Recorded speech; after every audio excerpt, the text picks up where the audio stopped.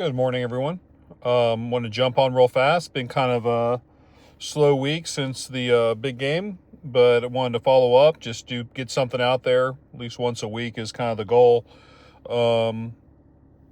And that's kind of how we'll continue to move forward as time goes on. So, welcome, Hoot Hoot KSU podcast. Need to do a little housekeeping. So, first of all, please like and subscribe. This podcast is available on YouTube, X, excuse me, and TikTok. Funny thing was, when TikTok was banned for 24 hours or whatnot, it was recommended that you delete the app. So I did. I deleted it. And then all of a sudden you couldn't get back on it to reinstall it once you'd already deleted it. And that changed last week. So I had some catching up to do on the TikTok side of things. So it is available now on TikTok, X, and YouTube. Additionally, in the next couple of weeks, I'm going to start uploading the audio from these videos to podcast websites, whether it's Apple Podcasts or wherever else you get your podcasts. I'll get those out there as well. As I said, like and subscribe. I've linked the Etsy store for the podcast to each and the biographies of each of the platforms. So again, X, YouTube, and TikTok.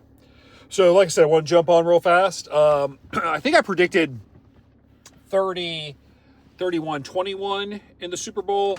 And, I got the right team. The score was much larger than that, with being 40-20. But, it wasn't much of a game. It's the thing you, as a neutral, that you're definitely not excited about is when it's a blowout. I mean, that was dominant. That may be the most dominant first half I've ever seen in a Super Bowl, and I've been watching for a long time. Philly's defense was unbelievable. So it is what it is. There's a reason why no team has gone 3 in a row. So we start again. I don't think it's an end of a dynasty or beginning of a dynasty. I don't think, the NFL is so funny, where it's all 500 teams. 1 year you're amazing, you win the Super Bowl. The next year you're below 500. So it's just, it's what college is going to, funny enough. Let me take a sip of coffee real fast. It's still early. It's what college is going to, and the problem is the NFL does it better. They've been doing it better for a long time. So we'll see how this works out with college, which I'll get to in just a moment. I'd like to apologize for any sound issues that I've been having. I'm going with the AirPods today to see if that alleviates that popping. It's difficult to go back and listen to yourself do these. It just is kind of funny. But I did, and I kind of noticed a little bit of a popping sound that I thought I solved, but apparently not. So went back in. I'm going with AirPods today and seeing how the audio quality is with this video that I upload. Just a reminder, the idea behind this podcast is to cover Kennesaw State University's football program first and foremost, but to also, look at college football as a whole. Again, as I've said from the beginning, I'm a huge fan of college football. So I'll be covering a lot of teams, but I'm going to focus on Kennesaw State. And this is nothing that I plan on becoming a millionaire from or anything like that. It's more just for me, just to share my thoughts, see what happens. Obviously, if I can make money, that'd be great, but it's not the driving force. It's more just a platform for me to kind of share my opinions about things, and they are simply my opinions. So I'll continue to do that. And so I hope that you enjoy it. I hope I'm entertaining. I hope that you enjoy listening. Please comment on anything that I write. I'm more than happy to reach back out. But going back to that statement I just made about the opinions, it's one of the most important things I think about this podcast is that it is college football focused. I'm not bringing in anything from the outside world to these podcasts. It's just we all need a break. We all need a moment just to kind of separate ourselves from all the ongoings in the world. And going back to that opinion thing that I even said a moment ago is that I think a lot of people, again, my opinion, I think a lot of people struggle or they get involved with their viewpoints with how the world is running. And I think that as I've gotten older, I mean, when I was younger, I definitely was very opinionated. I had my side of things, and it was the right side, so I thought, but I didn't really consider other people's opinions. And I think that that's a mistake. I think that's something that we have to do a better job of as a society. Is when you get on a lot of these platforms, X especially, I think is a very negative platform. There's a lot of negativity there. It's hard to say what's real and what's not real. And one of the things about it though is that if we could just get to the point to where you have your opinion about something, I have mine, and we agree that our opinions are different, and that's it. And we move on with our lives. And that's the way it should be. Too often we focus, as a society, we focus on trying to change someone's opinion to make it more our opinion. And that's just never going to happen. I mean, you can make a good argument, but I still don't have to agree with you. I still have my viewpoints of how I believe the world should work and what's going on in the world. So, but I keep those to myself because they're my opinion. I'm not trying to convince anyone of anything. You believe what you want to believe. I think that a lot of people, and now this is a later in life sort of realization, I think that a lot of people believe that us as the average Joe has a lot to say with what's happening nationwide in the U.S., federally, worldly. We really don't. I mean, everybody's going to tell you that you have your voice is your vote, which is fine. It's not untrue. That is true. But as far as the decisions made in Washington and worldwide, we don't really have much of a say-so in that. I mean, they're going to do what they're going to do, regardless if you agree or disagree. It is what it is. Not a whole lot of control over that. What you do have control over, more or less, is local government, and actually impacts your life more than what the federal government is deciding. Local government is where that vote really does matter, so don't sleep on those races. And that's the thing that definitely impacts your life more than what's happening in Washington, D.C., is what's happening at a local level, whether it's mayor, or representatives at the state level. All right, so I'm going to hop off that for just a second. Life is good. Life is good right now. And I think it's important to recognize when life is good. There's a lot of people who are struggling every single day more than I am, and I recognize that. I'm appreciative of it. I mean, I have no complaints, and I hope that those of you that are listening to this kind of feel the same way. Sometimes I think we get hung up sometimes in materialistic items, and I think what time teaches us is that the materialistic things don't matter. You can't take them with you. It's what you have that's tangible in your life right now. And if you have kids, for example, it's not the trip to Disney that makes all the difference in the world. I think it's the conversation or the laughter at the dinner table at night on a random Wednesday, for example.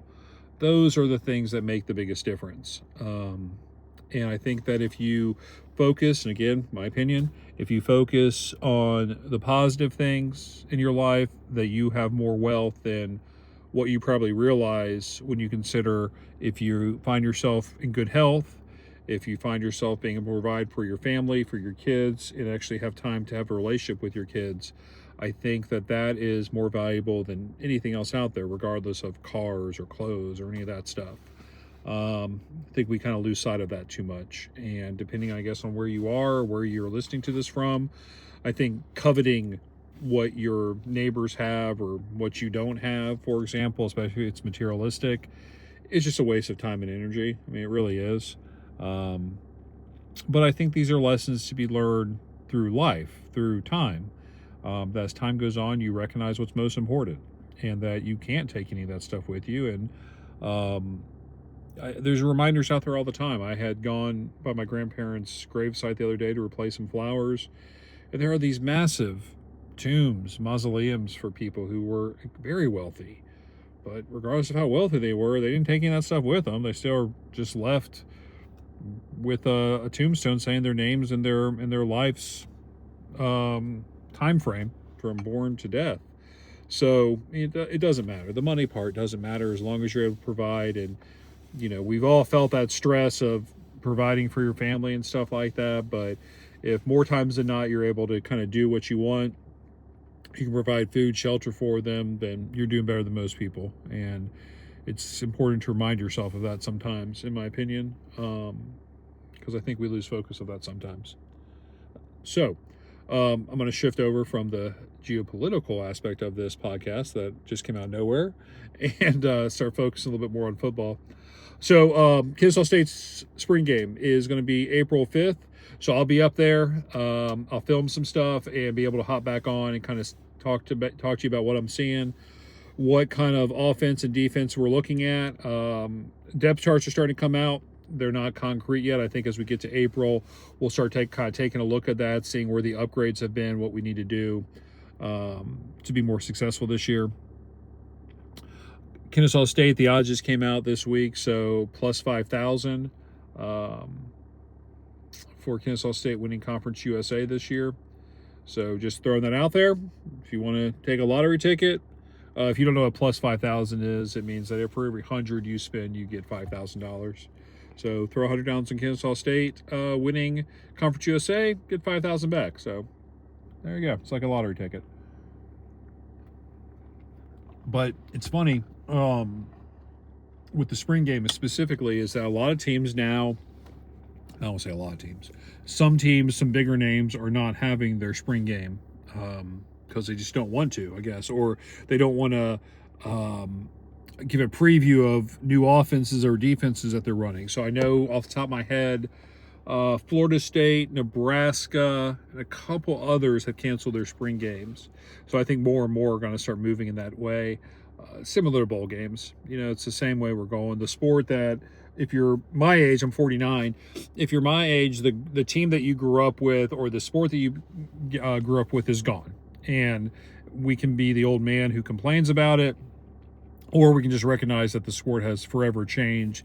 It will never go back to what it was. And, it is what it is. I think the danger is with college football is that the NFL does a better job with a similar product. They've mastered it with money, with collective bargaining, and the college is going to have a hard time with that because it's much bigger. 32 teams in the NFL compared to 133 in Division One. It's not an easy task to try to convert that many teams to kind of a pro model. And that's going to be a challenge going forward as well. There's so many challenges right now with where we are. It's not a great sport right now.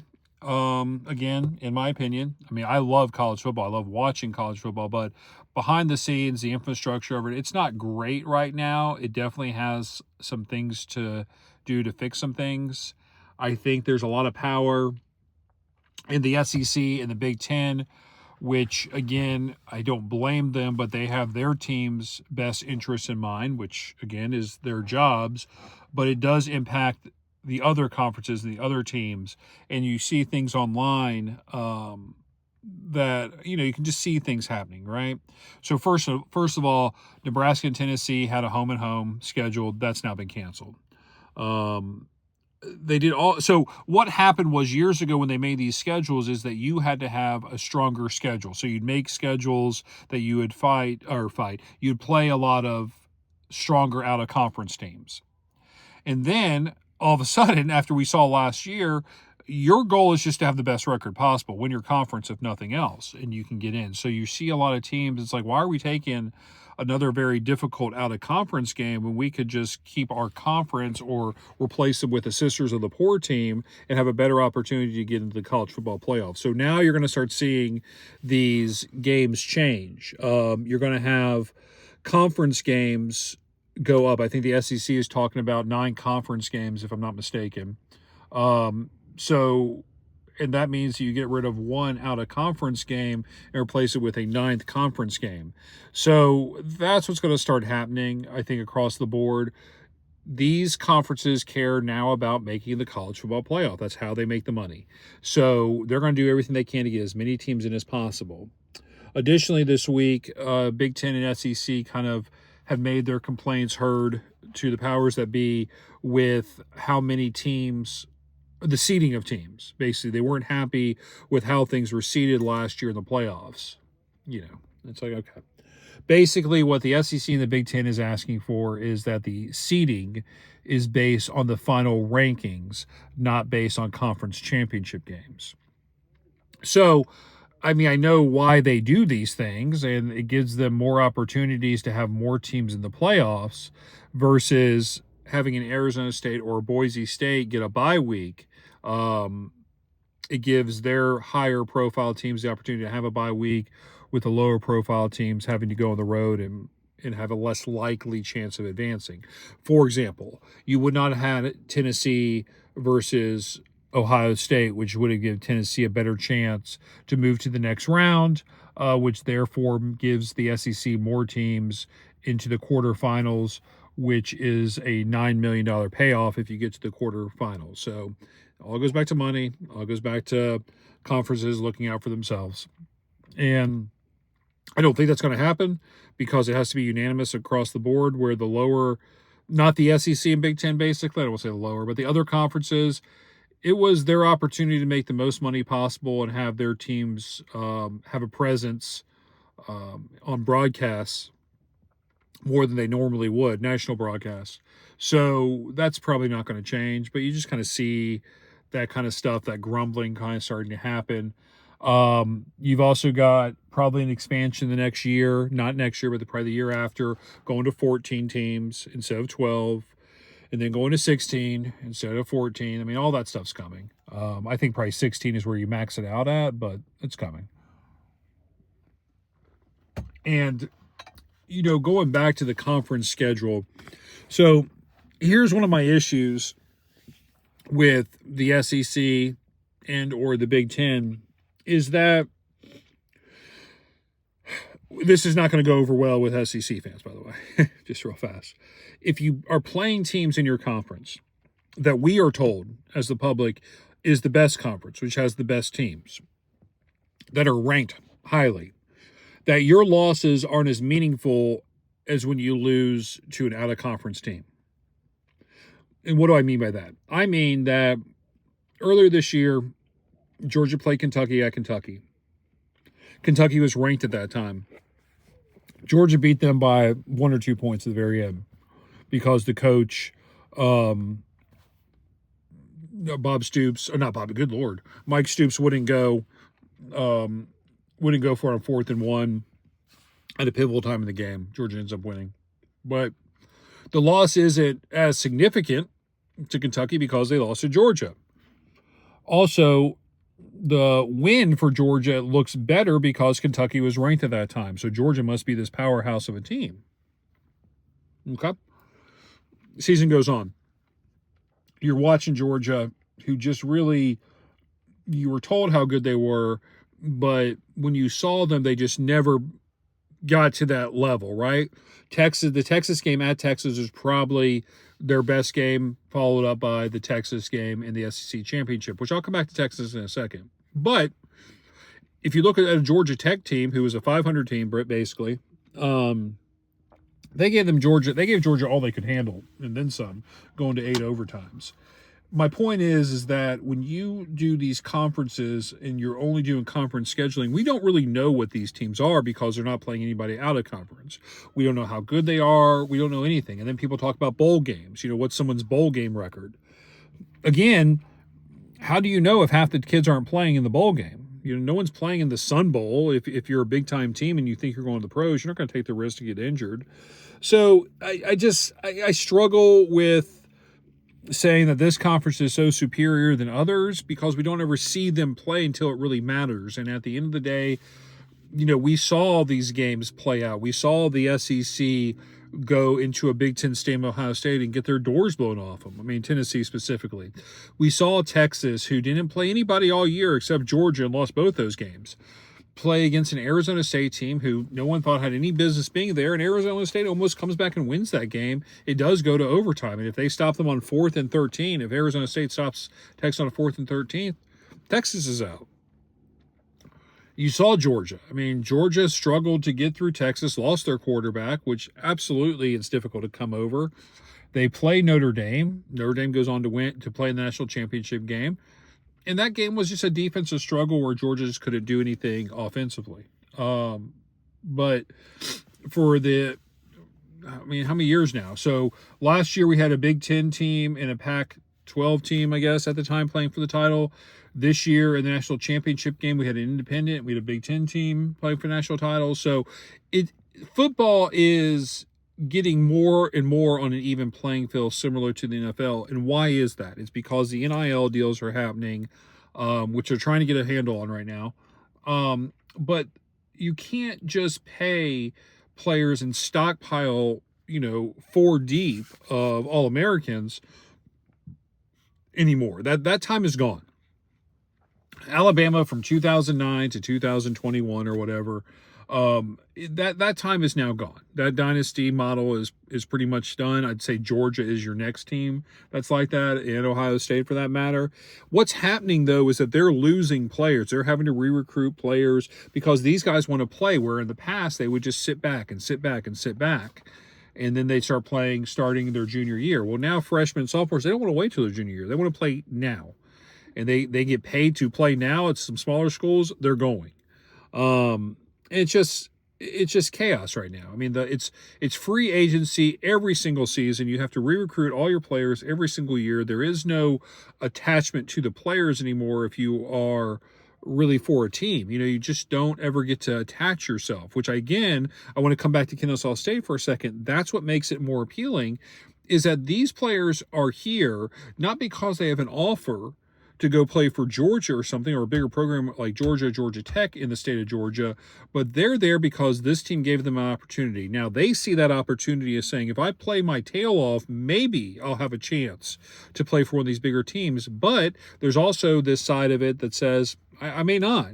So I'm going to play hard for this team here because this is the level that I'm on. They gave me a ride. They gave me an offer. And I've seen a lot of stuff online where this is my first offer or this is my second offer for Kennesaw State. And that's how you start to build, again, this brand of first things first, get some players in. Second thing, go ahead, use that to your advantage, get to that winning record so you get more eyeballs on the program. Then what's going to happen is that the more players you get who have talent, they will probably take that opportunity at Kennesaw State, play really well, and then parlay that up to go to a bigger program where they can make more money. Sucks, but that's what will happen. But what will also take place is that people will see that Kennesaw State is producing higher level college football players who may become pros. More people become interested in the program. More people go there. You start losing less players because now you're making more money to keep them in place, because it's all a money game. Additionally, in looking at college football, you see that they're starting to kind of wrap their minds around the NIL stuff and what to do and try to control it. They've got a long way to go. But legislation's passed that $20.2 million can be used by every school in their athletic program. They're trying to pass legislation right now that all money that students are getting needs to go through the university so it's more transparent. And this is the tricky one, is that any outside NIL deals, the money that students are receiving is legitimate. For example, if you're selling a fast food restaurant product, so you're doing an ad for Zaxby's or Applebee's, good Lord, Chick-fil-A, anything like that, McDonald's, that has a number that goes along with it that anybody in the industry would get. So if you're getting, $100,000 for doing an ad for McDonald's, but then your NIL program is throwing on $2 million on top of that, then that is where the problem lies, is because the number that you're receiving for this advertisement is not in line with what it should be. And so that's what the NCAA is going to start cracking down on, will be those players that are getting more money from the NIL side of things than they should be getting an absurd amount. That's where the change is going to happen. And they have a policing unit now to kind of watch those things, which is still kind of getting worked out, and the rules are still getting applied right now, but that's coming. Where does this start? So it's been coming for a while, but something happened here recently with Wisconsin in Miami. So you have a player for Wisconsin, signs an NIL deal, makes his money, and then all of a sudden decides to go to Miami because they offered him a bunch of money as well. Basically, there's two main issues. One is you've already been paid for your services representing the University of Wisconsin. So you did not follow through on that contract. Then on top of that, you kept that money from Wisconsin and then you went to Miami to get more money. And this would be a problem because there is, again, it's not that there isn't any loyalty. This is what prevents students leaving from any time throughout the school year and playing for another team. And so they have to get a hold of that. That'll be the first test case, I think, because there's tapping up there involved too. Is why are you reaching out to this player who's already committed to this school? How do schools kind of proceed with in time if at all times other schools are reaching out through contacts? So there's still a lot to happen there. I think that they're on the right path. I think that there has to be a commissioner in college football. I really do. It's the only way you can kind of make sure that these rules are applied across the board. Just kind of you want kind of a neutral party to make these decisions. So hopefully they'll figure it out because I do think it is, really hurting the game. I do think it creates, though, an environment. I think where college football is right now is I think it's a lot less predictable than it was in the past. Will Georgia and Ohio State and Alabama, Michigan, Oregon, will they be good teams next year? Absolutely, they will be. Sure. But at the same time, it did produce the Arizona State and Boise State from this past season. So who's to say who the next one of those teams are? SMU, too. I forgot about SMU. That's another team. I mean, who knows what next year will bring? Don't sleep on SMU either. SMU's got more money than they know what to do with, and they're ready to be a big team, a big boy program in the state of Texas with tons of money. Look out for SMU. That might be a team in 10 years from now that is really the real deal as far as a college football program goes. So we'll see. I don't know. It's just weird to watch. I think it's a strange place to be in right now as a fan of someone who saw what the past was like and now sees this future, and I see all the issues with it. I hope it doesn't ruin the core of the game. It's very weird still to, watch these games and they talk about a player made in any random game and they tell you all the teams they played for in the past. Or that I was watching a Tennessee-Alabama game earlier this year and they were talking about how the player for Tennessee was just on Alabama's team or that the player for Alabama was just on Tennessee's team the year before. And so it's just a strange place to be that these rival teams, Florida State, Miami, etc. That players will leave the program like a Florida and go to Florida State, or leave Florida State to go to Miami, or Miami to go to Florida. I mean, it's just wild. That would never have happened in the past because those teams hated each other. It's like a Michigan-Ohio State situation. We go from Ohio State to Michigan or Michigan to Ohio State. It's just wild to me, and it's all based on money. I don't mind players getting paid. I really don't, but I think that it does need to be reined in. I think the Beck thing, Carson Beck, is one that I've struggled with a little bit. And the reason I say that is because, part of me is good for him, right? He gets $4 million to go play 1 year at Miami. Okay, so if he went to the pros, he'd probably max out around $900,000 for his rookie year. So I don't blame him at all for making that money. That's fine. It's great. Get your money while you can because there's no guarantees in this sport. But at the same time, with that much money, how do you compete with that if you're Florida International or Florida A&M or all these smaller programs? No, they're not getting Carson Beck. But I'm saying if you're going to pay $4 million for a quarterback, well, I mean, only so many teams can do that. So what happens to the market? How much do average quarterbacks cost? An average quarterback is now going to be getting $1 million or so because the market has been set so high.